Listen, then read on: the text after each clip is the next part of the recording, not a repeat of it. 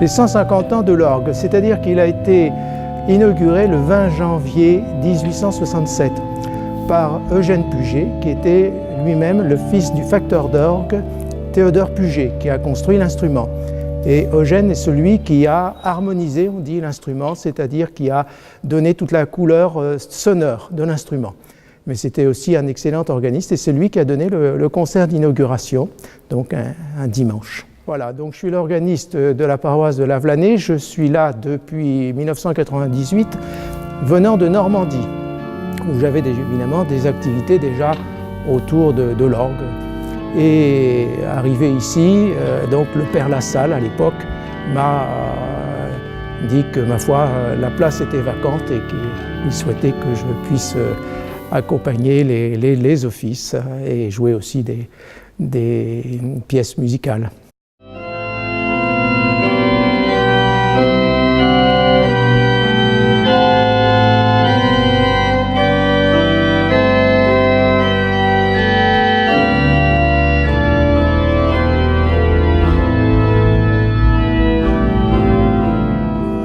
Alors, l'instrument a été construit en 1867 et la firme qui l'a construit, donc Théodore Puget, est originaire de Toulouse.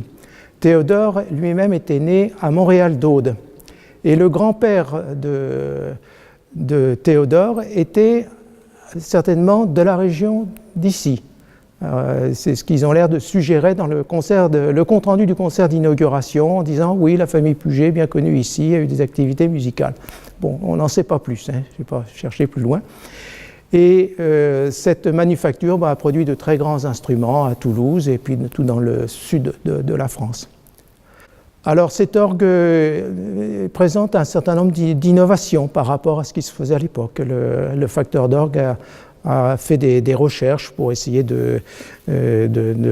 d'améliorer certaines choses, d'évoluer sur certaines fabrications, sur certaines sonorités qu'on pouvait donc créer avec l'orgue.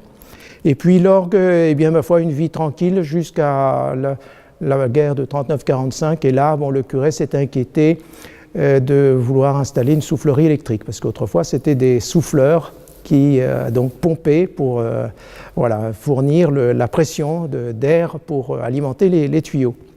Et alors, à ce moment-là, il y a eu des projets de faire évoluer les sonorités de l'orgue, de le transformer pour le mettre un petit peu au goût du jour, et l'orgue a échappé à la catastrophe. Ça fait que l'orgue est dans son état originel, d'il y a 150 ans, et ça lui a valu d'être protégé au titre des monuments historiques. Donc il a été restauré il y a 10 ans maintenant, donc par M.